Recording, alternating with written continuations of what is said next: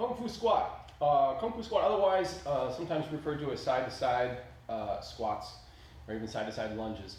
The big difference is, though, it's not I'm sitting square and then doing a partial lunge on one side. A lot of times you see an exercise performed like this.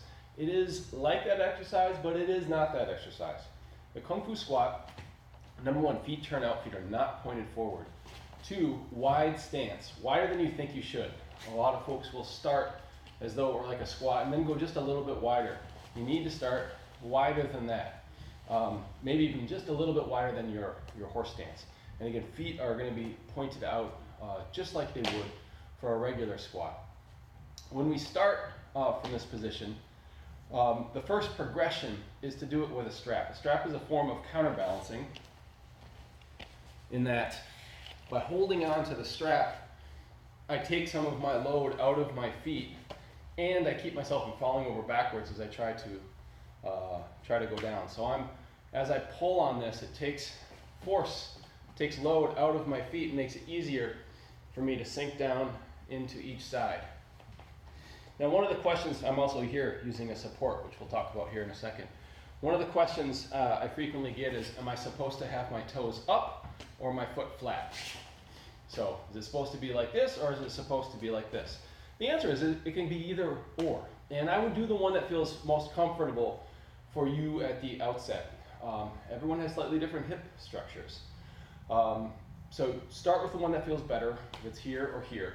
Generally speaking, this one is going to give a lot more work to the hamstrings, the posterior chain along the backside. And this one is going to do a lot more work to the adductors or our center line chain. Over time, I would like to see more people working on this, since we have other exercises for building range of strength in the hamstrings, and this is the best one for that. But to start, do the one that feels best for you. So, first one is strap, and here I'm pulling on this as much as I need to drop myself down. In terms of depth, think of it like a squat. If right here is where you're at, then make your next goal to get parallel to the squat. Getting below parallel is great if that's easy for you. It might not be the best thing for your bone structure. Not everyone is built to do butt to the ground on their heel, but chances are you can get further than you can right now.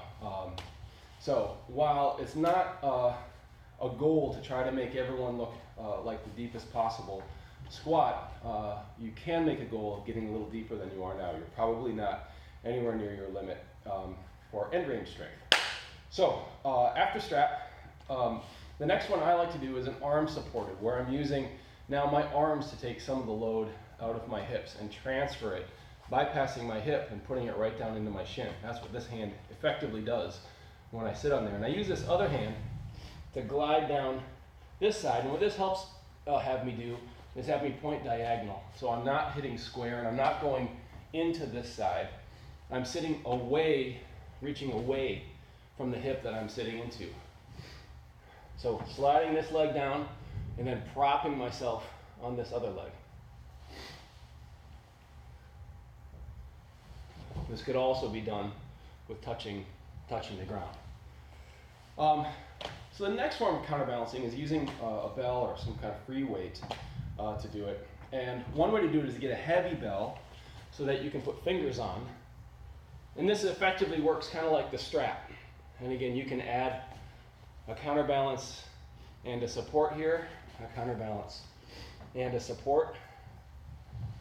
And then I would call this a little bit of a progression, but you may find that it works better for you. Again, while these are progressions, it might not be a linear progression. So if you're trying one and it doesn't feel right, try another one.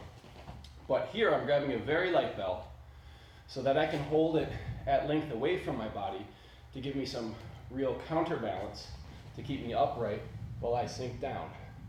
So here's a light weight, and then as I sit into my side, I counterbalance by reaching it out and away. After that, then we can start trying to do them free, without anything. I am still counterbalancing with my arms, so if I reach my arms out in front. Again, I'm reaching away from my hip, not right in front of and not with my hip, away from. And as I shift over to my opposite side, I'm reaching diagonally away, because now my arms become my counterbalance. You can also do the classical Kung Fu stance, where one arm comes up and one arm comes down. The nice thing about this one is you can use that inside arm as a little gauge for touching the ground. And then lastly, loaded. Now, I can't show you a really good loaded one, because that's not the progression that I use for myself. My hips have a very hard time with these kinds of movements, so it doesn't make sense for me to load them really heavily right now. And maybe it won't ever. But if I were to load it, I could rack and sit into the side, switch my rack, sit into the other side. I could also make a close boulder hold and hold it in tight, or squeeze it in with a squeeze hold. And then here, now I'm really loading the squat as I do this, because I bring it in and I make my body weight heavier as I sit down into my squat. That would be the final progression for doing this. All of these should be done slow and smooth. You don't want to just jump and try to force yourself down into a shape. And you don't want to go really, really fast. One of the things that I found when we did these back in my Kung Fu school, a lot of times we would count, tens and tens of reps, and we would, we call out our numbers, and we would just jump from side to side. And what you would find is people who could do it easily could do that, and people who couldn't do it easily couldn't do that. And there was never any progress from one group getting closer to the can't do group getting closer to the can do group.